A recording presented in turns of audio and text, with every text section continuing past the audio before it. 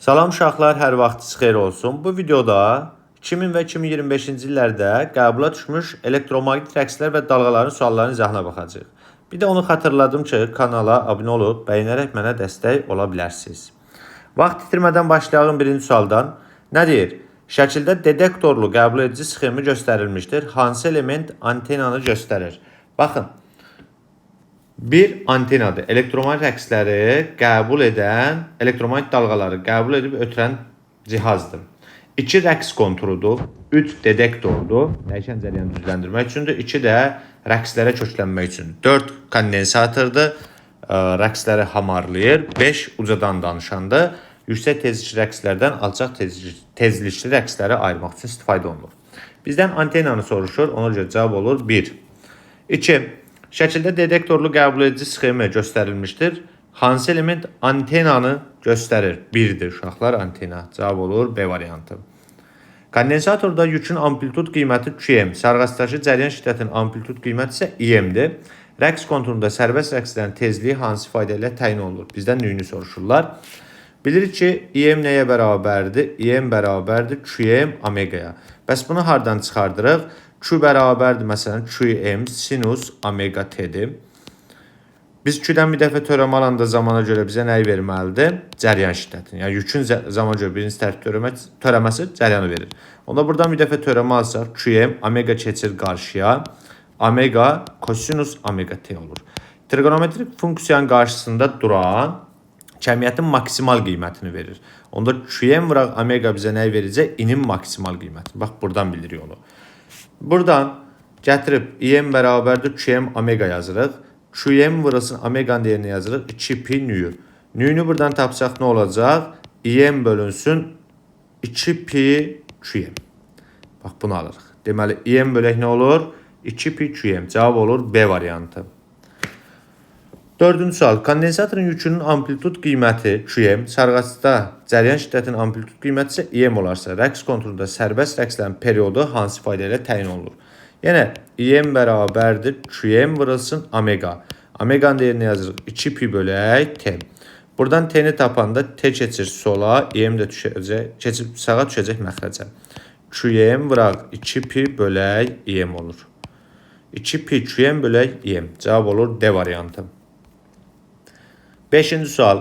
Sərbəst elektromagnet rəqslərinin baş verdiyi rəqs konturunda kondensatordakı gərginliyin amplitud qiyməti UM-dir. Sarğacın enerjisinin kondensatorun enerjisindən 2 dəfə çox olan anda kondensatordakı gərginliyin aynı qiymətini hansı ifadə ilə təyin olunur? Baxın, nə deyir bizə? Gərginliyin maksimal qiyməti UM. Digər tərəfdən sarğacdakı enerji maqnitsasiya enerjisidir. Kondensator enerjisi isə elektrik sahəsinin enerjisidir. 2W elektrik yazırıq. Və bizdən onu soruşur, aynı qiymətini. Tam enerji nəyə bərabərdir? Elektrik sahəsi enerjisi üstəgəl maqnit sahəsi enerjisidir. Buradan tam enerji bərabərdir. Elektrik sahəsi enerjisi üstəgəl maqnitin də yerinə 2W elektrik qoyacağım. Üstəgəl 2W elektrik. Tam enerji SUM kvadratı bölək 2-dir. SU kvadratı bölək 2 elektrik sahəsi enerjisidir. SUM kvadratı bölək 2 elektrik sahəsi enerjisi maksimal qiyməti. Başqa sözlə tam enerjini verir bizə. Bu da bərabərdir 3 elektrikə, elektrik sahəsi enerjisinə. Elektrik sahəsi enerjisi isə SU kvadratı bölək 2-dir. Buradan S-ləri, 2-ləri ixtisar edərik.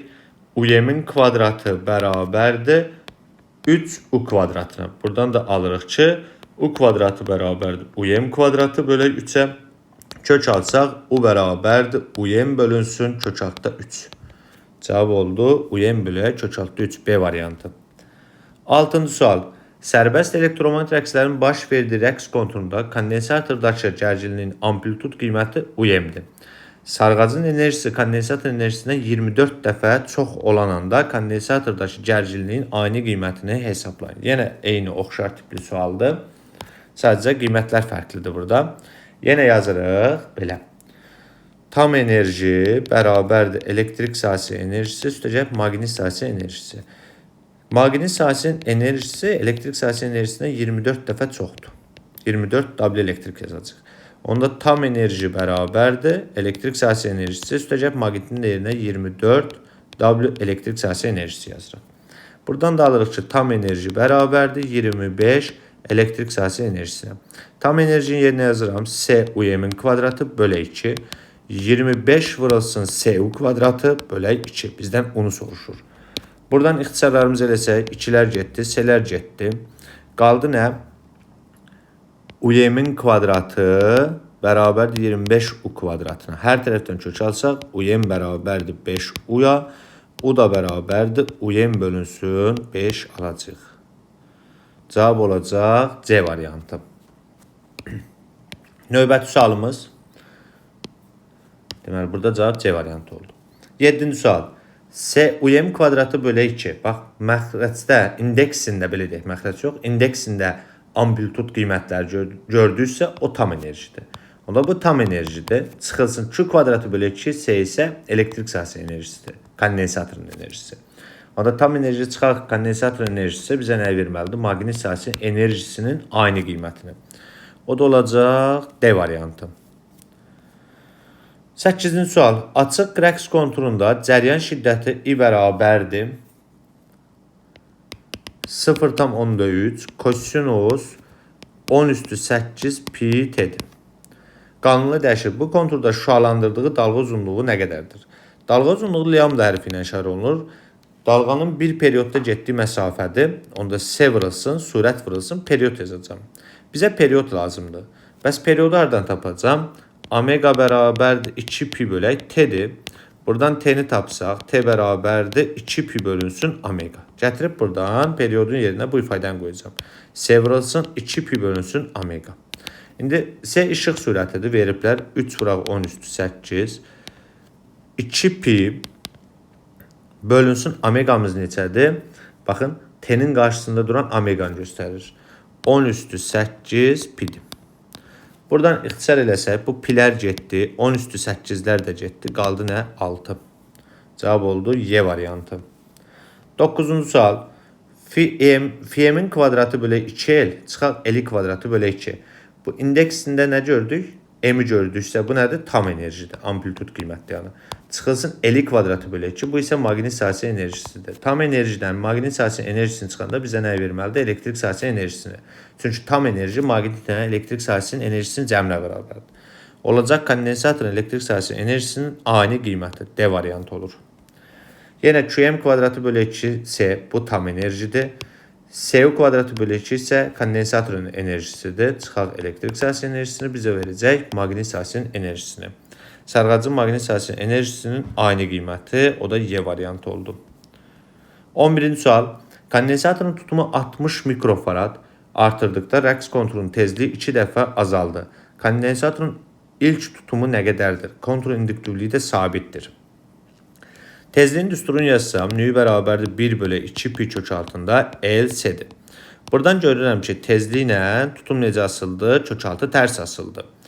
İndi kondensatorun tutumunu nə qədər artırdıq? 60 mikrofarad. S2 bərabər S1 plus 60 mikrofarad. Cavablar mikrodur, yazmıram onu da. Bizdən S1-i soruşurlar. Nü neçə dəfə azaldı? 2 dəfə. Nü 2 bərabərdir. Nü 1 bölü 2-dir. S1 bərabər sualı. Nə yazacaq indi? Nü 2 bölək nü 1 bərabərdir. S ilə kök altı tərs asıldı. S1 bölək S2. Bu şəkildə yazacaq. Nü 2 bölək nü 1 bizə nə verəcək? Baxın, nü 2-in yerinə yazıram. Nü 1 bölək 2, bir də nü 1 bərabərdir. Kökün altında S1 bölünsün. S2-in yerinə yazacağım. S1 plus 60. Buradan nüyləri ixtisar eləyərəm. Bu nüylər getdi. Nə qaldı əlimizdə? Bir də yer açağım burada. Qarışmasın çox. Deməli, 2-də 1, 1 bölü 2, kökün altında S1 bölü S1 plus 60. Bu şəkildə bir ifadə aldıq. Hər tərəf kvadrata yüksəldin. 4-də 1 bərabərdir. Kök getdi. S1 bölü S1 üstəcək 60. Çarpaz vursaq 4S1 bərabər S1 plus 60-a. 3S1 bərabərdir 60-a. S1 də bərabərdir 20-yə. 20 mikrofarad olacaq. B variantıdır cavab. Növbəti sualımız 12. Rəqs konturunda sarğacın induktivliyini 8 Henry azaltdıqda elektromobil rəqslərin periodu 3 dəfə azaldı. Yəni, induktivliyi nə qədər azaldırıq? 8 Henry. L2 bərabərdir L1 çıxaq 8. Period 3 dəfə azaldı. T2 bərabərdir T1 bölək 3-dür. Bizdən sərğacın ilkin induktivlik qiymətini, yəni L1-i soruşurlar. Periodun düsturunu yazsaq, T bərabərdir 2 pi kök altında LC, buna Thomson düsturu deyirik. T ilə S necə asıldı? Kök altı düz asıldı. Onda yazırıq ki, T2 bölək T1, L ilə daha doğrusu, elə L ilə də S ilə də kök altı düz asıldı. S sabitdir, L ilə kök altı düz asıldı. T2 bölək T1 bərabər kökün altında L2 bölək L1. İndi T2-in yerinə T1 bölək 3 qoysam, T1 bölək 3 bölək T1 məxrəsdə var. L2-in yerinə L1 çıxaq 8 bölək L1 yazacaq. Hər tərəfi, bax bu T-ləri atın, 3-də 1 qalır, kvadrata yüksəldirəm, olur 9-da 1. Burada da L1 çıxaq 8 bölək L1. Çarpaz vursaq buranı, burada bir dənə yer açaq. Deməli, çarpaz vuranda necə olacaq? 9 L1 çıxaq 72 bərabərdir L1-ə. L1-i keçirdik sola, 72-yi də keçirdik sağa. Olur 8 L1 bərabərdir 72-yə. L1 bərabər olacaq 9 Henry'yə. L1'imiz 9 Henry. Cavab olur Y variantı.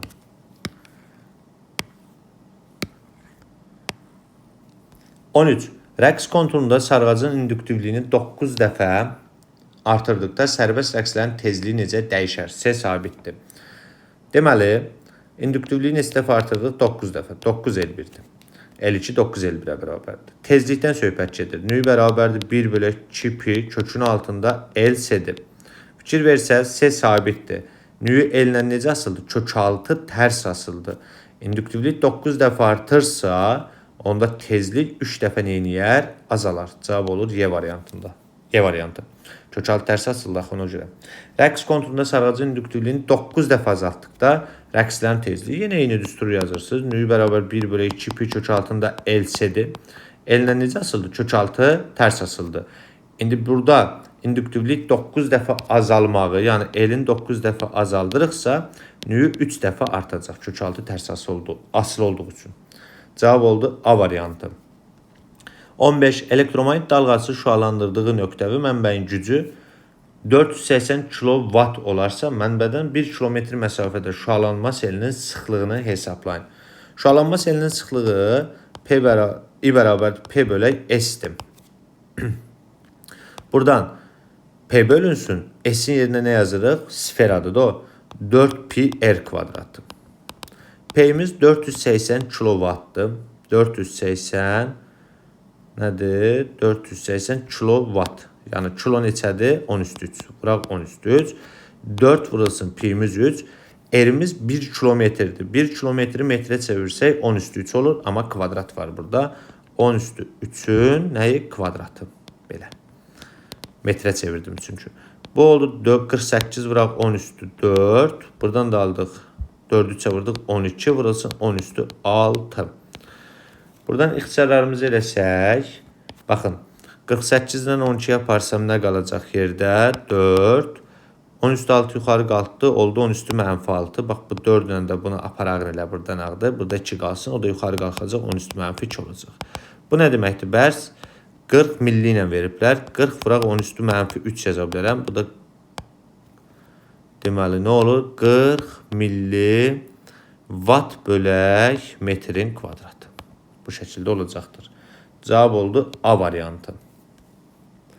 16-cı sual. Elektromanyetik dalğasının şüalandırdığı nöqtəvi mənbədən 1 kilometr məsafədə şüalanma selinin sıxlığı 2,5 milliwatt bölək metr kvadratı olarsa, mənbənin gücünü hesablayın. Yəni P-ni soruşur bu səfərdə. Yəni I bərabərdir P kvadratı, P bölək, daha doğrusu S. S-in də yerinə yazdıq? 4 pi R kvadratı yazdıq. Buradan P bərabərdir. I vurulsun 4 pi R-in kvadratı yazırıq. İ'miz nə qədərdir? 2,5 millidir. 10 üstü mənfi 3 yanı. Vurulsun 4 vurulsun 3. Məsafə 1 kilometr. 1 kilometr 1000 metrdir. Onun kvadratı neçə olacaq? 10 üstü 3'ün kvadratı 10 üstü 6 elədir. Çünki metrə çevirməliyik buradan. 4'ü 2,5'ə vuranda eləyir 10. 10'u 3'ə vuranda 30. 10 üstü 6 ilə 10 üstü mənfi 3 yaparsaq burada da 10 üstü 3 qalır. Vuraq 10 üstü 3. Bu da eləyir 30 kilowatt. güc 30 kilovat olacaq. D variantı. 17. Elektromagnet dalğası B maqnit induksiya vektoru Y intensiv vektoruna perpendikulyardır. Bəli. B uşaqlar elektrik sahəsi intensivliyi və sürət bu üçü bir-birinə hər zaman perpendikulyar olur. Cavab olur A variantı. V sürət vektorunun istiqamətindədir. Xeyr. B olmaz. İntensiv vektorun əksinədir. Xeyr. İntensiv vektoru istiqamətindədir. Xeyr. V sürət vektorunun əksinədir. Xeyr. Elektromagnet dalğasının elektrik sahəsi intensiv vektoru V sürət vektorunun əksinədir. Xeyr. B maqnit induksiya vektoru istiqamətindədir. Xeyr. B maqnit induksiya vektorunun əksinə xeyr. V sürət vektorunun istiqamətində xeyr. Maqnit induksiya vektoruna perpendikulyardır. Bəli, Y variantı olur cavab. Şəkildə radio vericinin və radio qəbul edicinin dövrəsində cəryan şiddətinin zamandan asılı qrafikləri verilmişdir. Modullaşmış yüksək tezlikli rəqslərin qrafiki hansıdır? Modullaşmış deyəndə, bax, bu yüksək tezlikli rəqslərdir. Bu dedekt olunmuş rəqslərdir. Alçaq tezlikli rəqslərdir. D isə modullaşmış nədir? Rəqslər olacaqdır. Yenədir, bəs hamarlanmış rəqslərdir da. Cavab oldu D variantı. 20-ci sual. Modullaşmamış yüksək tezlikli rəqslər. C modullaşmış rəqslərdir. B isə nədir? Modullaşmamış yüksək tezlikli rəqslərdir. 21. Rəqs konturunda yaranan sərbəst elektromagnet rəqslərin periodunu necə artırmaq olar? Periodun düsturunu yazsaq, T bərabərdir 2 pi kök altında L C-dir. İndi mən periodu artırmaq istəyirəmsə, nə edirəm? Kondensatorun yükünü azaltmaqla, kondensatorun yükünü asıl deyil, kondensatorun yükünü artırmaqla asıl deyil. Yadınızda qalsın ki, period, tezlik, dairəvi tezlik, yükdən, gərginlikdən, maqnit selindən və cəryan şiddətindən nədir? Asılı deyil. Kondensatorun köynəyi arasındakı gərginliyi azaltmaqla deyil, kondensatorun tutumunu artırmaqla bizə periodu artırmaq. Bəli, tutumu artırmaqla periodu nə edə bilərəm? Artıra bilərəm. Cavab oldu D variantı. İnduktivliyi azaltsaq azalardı. 22. Rəqs konturunda sərbəst elektromagnet rəqslərinin zamanının sarğacı maqnit sahəsi enerjisinin kondensatorun elektrik sahəsi enerjisinə asılı qrafik vermişdir. Grafikin A nöqtəsinə uyğun maqnit sahəsi enerjisini hesablayın. Baxın uşaqlar, tam enerji nəyə bərabərdir? Maqnit sahəsi enerjisindən elektrik sahəsi enerjisinin cəminə bərabərdir. Bu nöqtəyə fikir versəz, bu nöqtədə nə sıfırdır? Elektrik sahəsi enerjisi sıfırdır. Bu sıfır olanda tam enerji ilə maqnitin maksimalına bərabərdir. Deməli, bu nöqtə bizə nə verir? Tamı. Elə burada tamı verir, burada 60-dır. İndi A nöqtəsinə baxın. Elektrik sahəsi enerjisi neçədir? 20-dir. Onda bura neçə olmalıdır? 40 olmalıdır ki, ikisinin cəmi bizə nəyi versin? Tamı versin də. Elektrik sahəsi enerjisi 20 olanda bu 40 olmalıdır ki, ikisi neçə olsun? Belə deyək də 40, 20. 60'ı versin bizə. Cavab olur onda 40 millijoule. C variantı. 23. Tam enerjimiz neçədir? 60 millijoule'dur. Bəs maqnit sahəsi enerjisi nə qədərdir? 20 millijoule'dur. Onda A nöqtəsində elektrik sahəsi enerjisi nə qədər olmalıdır? 60 çıxaq 20 olur 40. Cavab olur Y variantı. Radiostansiya verilmiş 10 metr dalga uzunluğunda aparır. Radiostansiya verilişi verilişi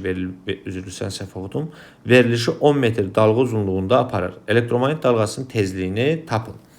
Deməli, dalga uzunluğu lambda bərabər nəyə? S vurulsun T-yə və yaxud da S bölünsün nü-dür. Nü nəyə bərabərdir bəs? S bölək lambdadır. S-imiz 10'dur. Burada S-imiz daha doğrusu 3 vuraq. Neçədir? 10 üstü 8'dir. Dalga uzunluğumuz 10'dur. Bu da olur 3 vuraq. 10 ilə 10 üstü 8'in biri getdi. 10 üstü 7. Bu da oldu 30 vuraq 10 üstü 6. Hertz. Bunu indi çevirəcək nəyə? Megahertz ilə cavablar veriblər. 30, 10 üstü 6 mega deməkdir. Megahertz. Cavab olur B variantı. Radiostansiya verilişi 60 megahertz tezliklə aparır. Yəni tezlik nə qədərdir? 60 megahertz. 60 vuraq 10 üstü 6 hertz deməkdir bu. Elektromagnet dalğasının uzunluğunu hesablayın. Dalğa uzunluğu lambda bərabər suala. Dedik ki, lambda nəyə bərabərdir? Lambda bərabər S bölünsün nü-dür. S-imiz nə qədərdir? 3 vuraq 10 üstü 8 bölək 60 vuraq 10 üstü 6. Buradan 10 üstü 6 ilə bu 10 üstü 8 aparağın burada 2 qalsın. Bu sıfırın birinə tağın, burada 1 qalsın. Yəni 10 qalsın. Oldu nə? 3 vuraq 10 bölək 60. Bu da eləyir 30. 30 da 60-a böləndə nəyəcə səhv eləmədik? Yox, 30-u daha doğrusu 6-ya böləcək. 5. Çünki bu sıfır aparmışıq axı. 36-ya bölündə 5 olacaq. 5 metr. Cavab olur D variantı. Rəqs konturunda yaranan sərbəst elektromagnetik rəqslərin periodu hansı yolla azaltmaq olar? Periodun üstünü yazırsınız. 2pi kök altında LC'dir. Kondensatorun köynəkləri arasında gərginlikdən asılı deyil dedik. Tutumu artırmaqla. Tutumu artıranda period artar. Tutumdan kök altı düz asılıdır. Olmaz. Kondensatorun yükündən asılı deyil. Sarğacın induktivliyini azaltmaqla. Bəli, elə azaltsaq period da neyniyər? Azalar. Yükdən asılı deyil də. Rəqs konturunda yaranan sərbəst elektromagnetik rəqslərin periodu hansı yolla artırmaq olar? Yenə eyni sualdır. T bərabərdir 2pi kök altında LC-dir. L-i və S-ni artırmaqla da kondensatorun yükündən asılı deyil. Yükü gördüksə atırsınız. Tutumu azaltdıqda azalar. Bizə artırmaq lazımdır. Deməli, B də olmaz. Yükdən asılı deyil. Götürmürük. İnduktivliyi artırmaqla. Bəli, induktivliyi artırsaz period da neyniyər? Artar. D variantı olacaq. 28. Şəkildə detektorlu qəbul edici sxemi göstərilmişdir. Qəbul edici hansı elementin köməyi ilə pulsasiya edir? Bu 3 ilə bax. Budur. Detektor edilmiş rəqslər və ya pulsasiya edən rəqslər deyirlər buna. B variantı olur. Şəkildə detektorlu qəbul edici sxemi göstərilmiş. Detektor hansı rəqəmlə işarə olunmuşdur? 3. D variantıdır. Yarımkeçirici dioddur burada uşaqlar detektor. Verilmiş rəqs konturunda yaranan sərbəst elektromagnetik rəqslərin periodu kondensatordakı gərginliyin amplitud qiymətindən asılı qrafik necədir? Dedik ki, period tezlik və dairəvi tezlik gərginlikdən, Q-dən, U-dan, F-dən, I-dən nədir? Asılı deyil. Y variantıdır ona görə. Nü də U-dan asılı deyil. A variant olur. Radio qabiliyyətini daha uzun dalğalara kökləmək üçün nə etmək lazımdır? Yəni, dalğa uzunluğunu artırmaq üçün nə etməliyik? Baxın indi. Allayam da bərabərdir. S vurulsun T-dir. Bəs T-nin yerinə nə yaza bilərəm? 2pi S kökün altında LC yazacağım. Buradakı bu S işıq sürətidir. Bax, bunu qarışdırmayalım. Bu S isə kondensatorun nə idi? Baxın, bunu başqa rəngdən göstərim. Kondensatorun tutumudur. İndi biz dalğa uzunluğunu artırmaq istəyiriksə, S-ni və ya L-i neynəməliyik? Artırmalıyıq. İndi burada, bax, bu rəqs konturundan söhbət gedir. S1-dən söhbət gedir. Bax, bu S1-dir. S2 yox, S1. Aha, S2 kondensatorun bir mənası yoxdur. S1 kondensatorun tutumunu artırmaqla. Bəli, S1-i artırsam, S1-i artırdıqca daha böyük, daha uzun dalğalara köklənəcəm mən. Cavab B variantı olur. Yəni, burada S2-yə baxmırsınız. Ancaq rəqs konturundakı dəyişən tutumlu kondensator olur əslində bu. Üzərindən bir ox qoyaq. Sonra, radio qabiliyyətinin daha qısa dalğalara köklənmək üçün nə etmək lazımdır? Yenə dalğa uzunluğunu yazanda yazırsınız. Nə? S bıraq T, T-nin yerinə 2pi, S kökün altında L, S1-i götürəcək uşaqlar. Bax, bu S2 hamarlamaq üçün istifadə olunur. Bu S ilə isə dalğalara köklənmək üçün istifadə olunur. Radionun üzərində knovka var, sola sağa doğru fırlayır sizi. Bax, dalğalara köklənməyi onun nəticəsində eləyirsiniz. Orada kondensatorun tutumunu dəyişirsiniz. İndi daha qısa dalğalara, yəni dalğa uzunluğu qısa olsun, onda L-i və S-ni neynəməliyik? Azaltmalıyıq. S1 kondensatorunun tutumunu azaltmaqla Y variantı olacaq. Detektorlu qəbul edicinin sxemi göstərilmişdir. Dəyişən tutumlu kondensator hansı rəqəmlər göstərilmişdir? Dəyişən tutumlu kondensator, baxın, bu 2-dir. Cavab Y variantı olur. Detektorlu qəbul edici sxemi göstərilmişdir. Detektor hansı rəqəmlər göstərilib? Bu 4-ünə. Yarımkeçirici dioddur detektor burada. A variantı. Verilmiş induktivlikli sarğac dəyişən cəryanın dövrəsinə qoşulub. Rəqslərin tezliyini 2 dəfə artıqda cəryan şiddətinin amplitud qiyməti necə dəyişir? Aktiv müqavimət nəzərə alınmır. Hə, bizdən nəyi soruşur? Deməli, dəyişən cəryan dövrəsinə qoşmuşuq və rəqslərin tezliyini nə edirik? 2 dəfə artırırıq. Verilmiş induktivli sarğac dəyişən cəryan dövrəsinə qoşulub. Rəqslərin tezliyini 2 dəfə azaltdıqda cəryan şiddətin amplitud qiyməti necə dəyişər? Sarğacı qoşmuşuq dəyişən cərəyana. Aha. İm bərabərdir UM bölünsün nə? Sarğacın göstərdiyi dəyişən cərəyana müqavimətə induktiv müqavimət deyirik və XL ilə işarə edirik. UM, XL-in yerinə nə yazırıq? Omega L. UM, omeganın yerinə 2pi nu L yazdırız. İndi UM sabitdir. Bu aktiv müqavimət, sarğacı müqavimət nəzərdə tutulur burada. Nə edirik biz burada? Rəqslərin tezliyini 2 dəfə azaldırıq. Tezlik 2 dəfə azalırsa, amplitud qiyməti necə 2 dəfə artacaqdır. Cavab olur D variantı.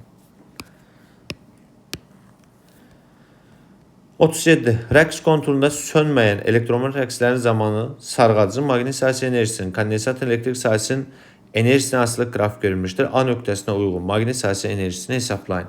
Baxın, tam enerji neçədir? 60'dır. Tam enerjimiz 60'dır. Bu tam enerjidir. Bəs elektrik sahəsinin enerjisi neçədir? 20'dir. Elektrik sahəsinin enerjisi 20'dirsə, onda maqnit sahəsinin enerjisi neçə olmalıdır? 40. Cəmi çünki bizə 60'ı verməlidir. Cavab olur A variantı. Yenə eyni sualdır. Tam enerjimiz 60'dır. Maqnit sahəsinin enerjisi 20'dirsə, elektrik sahəsinin enerjisi 40'dır. Yəni tamdan burada çıxırsınız, maqnit sahəsinin enerjisində 20'ni olur 40. B variantıdır. 39. Elektromagnet dalğası vakuumda yayılır. Dalğanın yayılma istiqaməti ilə maqnit sahəsinin indüksiya vektoru arasında bucaq nəyə bərabərdir? 90 dərəcəyə bərabərdir. Elektrik sahəsinin intensivliyi, maqnit indüksiyası və sürət bu üçü bir-birinə perpendikulyar olur. Cavab olur ona görə B variantı. Elektromagnet dalğası vakuumda yayılır. Dalğanın yayılma istiqaməti ilə elektrik sahəsinin intensivlik vektoru Y arasındakı bucaq nəyə bərabərdir? 90 dərəcə dedik. Cavab oldu Y variantı. Tam enerjimiz neçədir? 200 oldu. Bunu yazağın. 200 millic oldu. İndi bizə nə deyir burada? Rəqs konturunda elektrik sahəsinin enerjisinin maqnit sahəsinin enerjisinə asılı qrafik verilmişdir. A nöqtəsində kondensatorun gərginliyinin ani qiyməti onun maksimal qiymətindən 2 dəfə az olarsa. A nöqtəsində gərginliyin ani qiyməti maksimal qiymətindən 2 dəfə azdır. Yəni bu nə deməkdir? A nöqtəsi üçün UA bərabərdir. UM bölək 2'dir. Bu anda maqnit sahəsinin enerjisini hesablayın. Bizdən maqnit sahəsinin enerjisini soruşurlar. Yaxşı. Nə etməliyik? Baxın, tam enerjidə 200'dür. Tam enerji üçün mən düsturumu yazsam nə yazaram? S UM-in kvadratı bölək 2. Bu bizə verdi 200 millijoule. İndi A nöqtəsində elektrik sahəsinin enerjisini yazsam nə yazaram uşaqlar? S U kvadratı bölək 2. Onun yerinə UM bölək 2 qoysam S UM-in kvadratı bölək 2, bu 2 nə kvadrat 4 elədir. İndi buradakı S UM kvadratı bölək 2 bizə nəyi verir? 200 vermir. Olur onda 200 bölək 4. Bu da oldu 50. Deməli A nöqtəsində elektrik sahəsinin enerjisi 50 tapdıq. Bəs maqnit sahəsinin enerjisi nə qədər olacaq? Tam enerji elektrik sahəsinin enerjisindən maqnit sahəsinin enerjisinin cəminə bərabərdir. Tamın yerinə 200 qoyduq. Elektrik sahəsinin enerjisini tapdıq 50 millijoule. Üstə gələk maqnit sahəsinin enerjisi. Onda maqnit sahəsinin enerjisi olacaq 150 millijoule. Bax, bura uyğun 150'dir. Cavab oldu A variantı. 2012-ci ildə qəbul sualına düşüb və cəmi bu suala 9,36%, yəni 10%-dən az şagird, abituriyent cavab verib, düzgün. 37% isə səhv cavab verib. Qalan 50%-dən çox adam isə cavab verməyib əslində bu suala. Ona görə diqqətli olmaq lazımdır. Rəqs konturunda elektrik sahəsinin enerjisinin maqnit sahəsinin enerjisinə asılı qrafik verilmişdir. A nöqtəsində kondensatorun yükünün ani qiyməti onun maksimal qiymətindən 2 dəfə az olarsa, bu anda sahənin maqnit sahəsinin enerjisi nəyə bərabərdir? Burada da 100 veriblər. Yenə eyni qaydanı tətbiq edəcək. A nöqtəsi üçün U bərabərdir UM bölək 2'dir. İndi buradan biz tam enerjimiz 100 oldu. Tam enerji nəyə bərabərdir? S UM-in kvadratı bölək 2. Buna 100 dedik.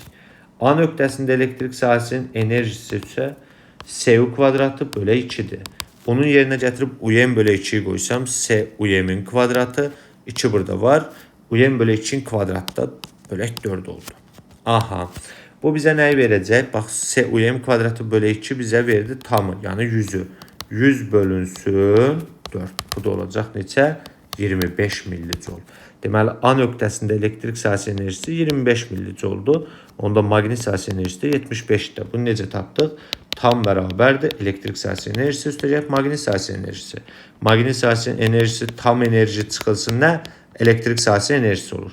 Onda maqnit sahəsi enerjisi bərabərdir 100 çıxar, elektrik sahəsi enerjisi də 25. Bu da olur 75. Cavab olur A variantı. LM kvadratı bölü 2 çıxar Q bölü 2.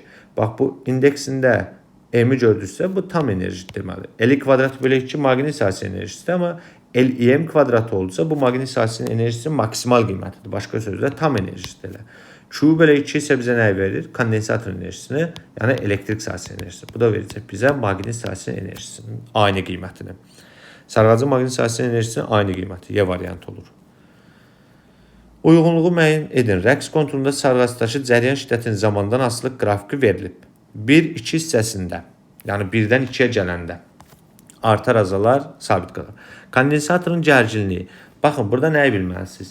I, fi, maqnit sahəsi enerjisi, bir də maqnit sahəsi enerji sıxlığı. Bu dördü zamana görə eyni dəyişir. Q, U, elektrik sahəsi enerjisi, elektrik sahəsi enerji sıxlığı isə bu dördü də zamana görə necə dəyişir? Eyni. Amma bu dördü ilə, yəni sarğaca aid olan kəmiyyətlərlə kondensatora aid olan kəmiyyətlər əks dəyişir. Yəni I azalanda, məsələn, fi azalır, maqnit sahəsi enerjisi azalır. Q, U, elektrik sahəsi enerjisi neyinir? Artır. İndi baxın, 1-dən 2-yə gələndə kondensatorun gərginliyi I azaldığı üçün gərginlik neyinəcək? Artacaqdır. Onda 1-ə A gələcək. Sarğacın maqnit seli I azalırsa, maqnit seli nə eləməlidir? Azalmalıdır. Azalar. B gələcək 2-yə. Kondensatorun elektrik sahəsinin enerjisi artacaq. Əks dəyişir axı. C gələcək 1-ə. Sarğacın maqnit sahəsi enerjisi azalacaqdır. I ilə eyni dəyişir də. D də gələcək 2-yə. Tam enerji dəyişməz. Sərbəst rəqslərdən söhbət gedir də burada. Sönməyən rəqslərdir yəni. Y-də bura gələcək. 45. Sərbəst elektromat rəqslərin baş verdiyi rəqs konturunda kondensatorun gərginliyinin amplitud qiyməti UM-dir. Sarğacın maqnit sahəsi enerjisi kondensatorun elektrik sahəsi enerjisindən 2 dəfə çox olan anda. Biraz əvvəl elədik əslində bu sualı. 2 dəfə çoxdur. Deməli, kondensatorun gərginliyinin aynı qiymətini bizdən soruşur. Deməli, nə yazırsınız? Bax, yazırıq ki, maqnit sahəsi enerjisi kondensatorun elektrik sahəsi enerjisindən 2 dəfə çoxdur. Yəni, W maqnit bərabərdir 2W elektrikə. Bunu bildik. Tam enerji nəyə bərabərdir? Bəs tam enerji maqnit sahəsi enerjisindən elektrik sahəsinin enerjisinin cəminə bərabərdir. Onda tam enerji bərabərdir. Maqnitin yerinə 2 elektrik qoysam, 2W elektrik, üstəcələ elektrik sahəsi enerjisi. Buradan tam enerji bərabərdir 3 elektrik sahəsi enerjisine. Tam enerjinin düsturu S UM-in kvadratı bölü 2. 2. Elektrik sahəsi enerjisi isə SU kvadratı bölü 2-dir. Buradan bu S-ləri atarıq, 2-ləri atarıq. UM-in kvadratıdır. Bərabərdir 3U kvadratı. Buradan U kvadratı bərabərdir. UM-in kvadratı bölək 3-ə. Hər tərəfdən kök alsaq, U bərabər olacaq. UM bölək kök altında 3. Cavab olur B variantı. 46-cı sual. Hansı qrafik açıq rəqs konturunun şualandırdığı elektromanyetik dalğasının uzunluğunun konturun elektrik tutumundan asılığını ifadə edir? Yəni, dalğa uzunluğu tutumdan asılığını soruşurlar. Lambda bərabərdir, S vurulsun T'dir. T'nin yerinə yazıram 2pi kök altında LS vıraq S. Bax, bu S, kökün altındakı S kondensatorun tutumudur, tutum. Bu isə işıq sürətidir. Aha. İndi tutumla necə asıldı? Tutumla, bax, dalğa uzunluğu tutumla kök altı düz asıldı. Cavab olur B variantı. 47. Radio qəbul edici daha uzun dalğalara köklənmək üçün nə etmək lazımdır? Dalğa uzunluğun düsturunu indi yazdıq. 2pi kökün altında LS vıraq S. Belədir. Bu S1 kondensatorundan söhbət gedir burada. Bax bundan. Aha, S1 kondensatorun tutumunu azaltmaq üçün bizə deyir ki, daha uzun dalğalara köklənək. onda dalğa uzunluğu böyüməlidir. S1 kondensatörün tutumunu artırmaqdır. Y variantı olacaqdır.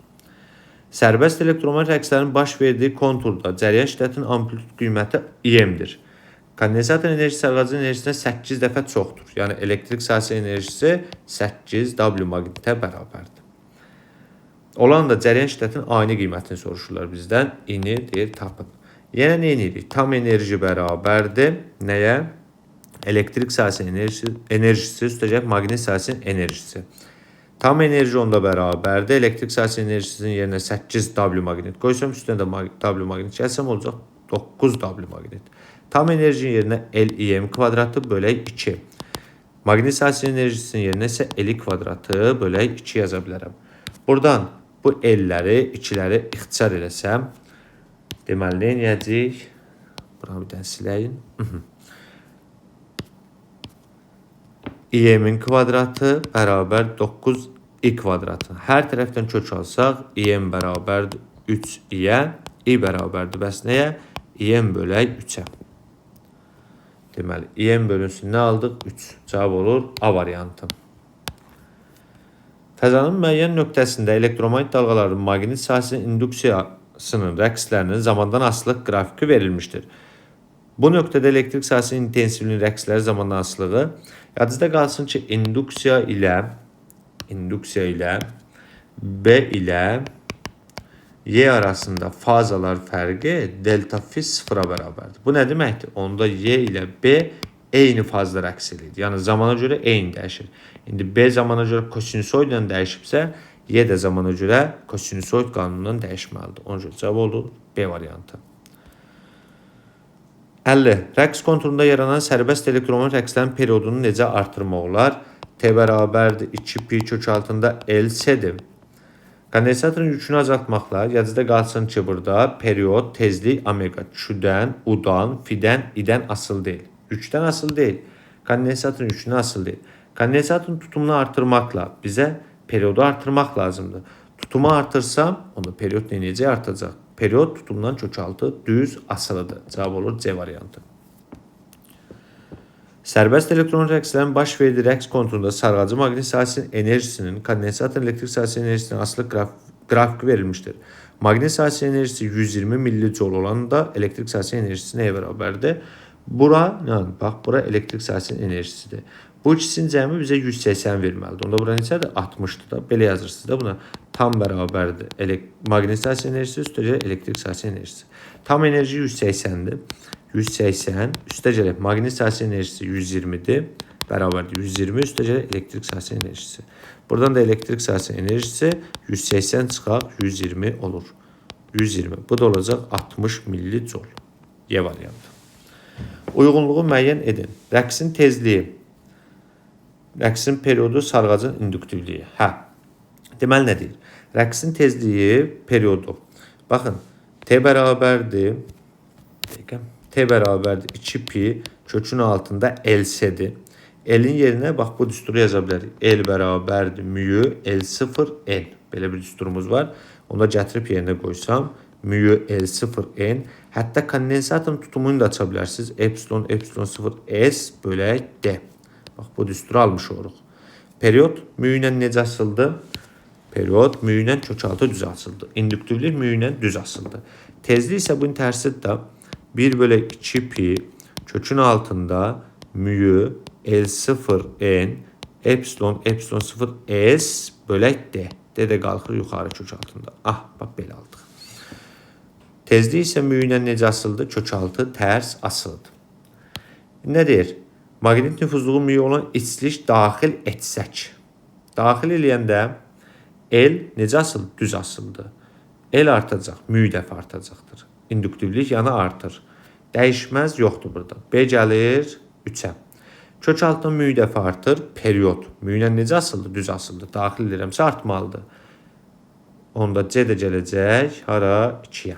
Perioda. Kök altında müyü dəfə azalar. D də gəlir. Nəyə? Rəqslərin tezliyinə. Tezlik kök altı tərs asılı idi. Müyü dəfə artar. Yox. B müyü dəfə azalardır. Üzürlü sayın uşaqlar. İnduktivlik düz asıldaq. Müyü dəfə artar. Y variantıdır. 7. Havada yayılan 3 MHz tezlikli elektromagnet dalğasının uzunluğunu hesablayın. Deməli, lambda bərabərdir Sevrasın T'dir və yaxud da S bölünsün nədir? Newton. S'imiz neçədir? 3 vuraq 10 üstü 8'dir. Deməli, tezlik nə qədərdir? 3 mega. 3 vurulsun mega 10 üstü 6 deməkdir. Buradan bu 3'ləri ixtisar elədik. 10 üstü 8'den 10 üstü 6 getdi. Bu da 2 qaldı. O da olacaq 100 metr. 10 üstü 2 100 metrdir. 54. Rəqs konturunda sarğacın maqnit sahəsinin enerjisi maksimum olduqda hansı fizik cəmiyyətlər modulca maksimum olar? Maqnit sahəsinin enerjisi nə deyir? Maksimum olsun. Baxın, I, fi, maqnit sahəsinin enerjisi, bir də maqnit sahəsinin enerji sıxlığı. Bu dördü zamana görə eyni dəyişir. Maksimumda maksimum, minimumda minimum olur. Amma Q, U, elektrik sahəsinin enerjisi, elektrik sahəsinin enerji sıxlığı bu dördü də öz aralarında zamana görə eyni dəyişir. Amma bu dördü necə dəyişir? Əks dəyişir. Məsələn, I max-sa Q 0 olacaq, minimum olacaq. İndi bizə deyir ki, maqnit sahəsinin enerjisi maksimum olanda hansı fizik cəmiyyətlər modulca maksimum olar? Sarğacda cəryan şiddəti, bəli, olar. Bir düzdür. Kondensatorun yükü 0 olar. Getdi, bu olmaz. Sarğacın maqnit seli olar, eyni dəyişirlər. Kondensatorun gərginliyi olmaz. Kondensatorun elektrik sahəsinin enerjisi o da olmaz. Bunlar 0 olacaqdır. Deməli, cavab 1 ilə 3 olacaq. Elektromagnet dalğası vakuumda yayılır. Dalğanın yayılma istiqaməti ilə elektrik sahəsinin intensivlik vektoru arasında bucaq nəyə bərabər? Dedik ki, intensivlik, induksiya, bir də yayılma istiqaməti, yəni surət bir-birinə necədir? Perpendikulyardır. Onda neçə dərəcə olacaq? 90 dərəcə. D variantı olur. 56. Rəqs konturunda kondensatorun yükünün zamandan asılı qrafiki verilmişdir. Hansı ifadələr doğrudur? A nöqtəsində Q nədir? 0'dır. A nöqtəsində kondensatorun gərginliyi maksimumdur. Xeyr. Q, U, elektrik sahəsinin enerjisi, bir də elektrik sahəsinin enerji sıxlığı. Bu dördü zamana görə eyni dəyişir. Q minimumdursa, A da 0'dırsa, U da 0'dır. Deməli, maksimum olamaz. A nöqtəsində kondensatorun gərginliyi 0'dır. Bəli, düzdür. B nöqtəsində sarğacın cəryan şiddəti maksimumdur. Xeyr. B nöqtəsində Q nədir? Maksimal qiymətini alıb. Q maksimumdursa, I, U, I, fi, maqnit sahəsinin enerjisi, bir də maqnit sahəsinin enerji sıxlığı bu dörddə zamana görə eyni dəyişir. Amma bunlar necə dəyişir? Əks dəyişir. İndi fikir verin. B-də Q max-dır. Q maksimumdursa, QB max-dırsa, B nöqtəsində in olacaq, 0 olacaqdır. Bax, belə yazarım, daha yaxşı görün, olsun. B nöqtəsində Q nə idi? Maksimum idi. B nöqtəsində. Onda B-də in olacaq, 0 olacaqdır. Belə yaza bilərik. Aha. Onda cəryan şiddəti nədir? Maksimum yox, 0 olur. Deməli, cavab 2 ilə 4 olacaqdır. Rəqs konturunda yaranan sərbəst elektromagnet rəqslərin periodunu hansı yolla azaltmaq olar? T bərabərdir 2pi. Kökün altında LC yazırsınız. Azaltmaq üçün L-i və S-ni azaltmaq lazımdır. Kondensatorun yükündən asılı deyil. Deməli, yükdən asılı deyil. Tutumu azaltmaqla, bəli, tutum azalsa azalar. B variantı olar. Yükdən dedik nədir? Asıl deyil. Bax, yüklər gördüksə atırsız gedir. Gərginlikdən də asıl deyil. Gərginlik var burada, bunu da atdıq. İnduktivliyi artırmaqla. İnduktivliyi artırsa artar, azalmaz. Deməli, 7 olmaz. Hansı qrafik açıq rəqs konturunda şüalandırdığı elektromagnet dalğasının dalğa uzunluğu sarğacın induktivliyindən asılılığını ifadə edir? Dalğa uzunluğunun düsturu lambda bərabər Sevrasın T'dir. T'nin dəyərini yazırıq 2pi. Kökün altında LC vuraq S. Bu tutumdur. Bu da induktivlikdir. İndi lambda L ilə necə asıldı? Kök altı düz asıldı. B variantı olacaq. 59.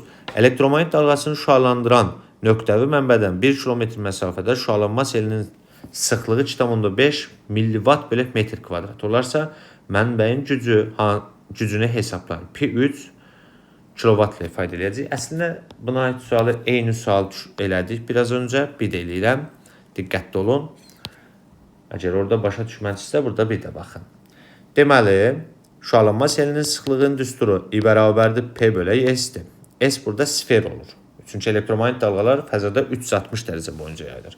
Onda yazırıq. P bölünsün, sferanın səthinin sahəsi 4pi R-in kvadratıdır. Belə yazırıq. İndi bizdə nə lazımdır?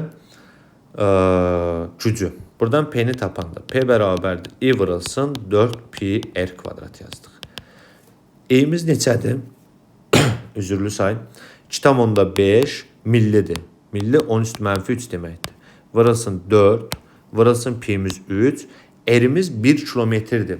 1 kilometr 10 üstü 3 metr deməkdir. Gətirib yerinə qoysam 10 üstü 3'ün kvadratı. Yəni 10 üstü 3'ün nəyi? Kvadratı yazacaq da. Kvadratı baxın. Aha, 3'ün kvadratı. Buradan onu da alırıq ki P bərabərdir. 4'ü 2,5'e vuranda 10, 10'u da 3'e vuranda 30. Burasının 10 üstü mənfi 3. 10 üstü 3'ün kvadratı ilə də 10 üstü 6. Buradan da aldıq 30 vurulsun 10 üstü 3 watt. Bizə nə deyir? Kilowattla ifadə eləyin. 10 üstü 3 nə deməkdir? Kilo deməkdir. 30 kilowatt. Bax belə olacaq cavabımız. Cavab olur 30 kilowatt. Gücümüz budur.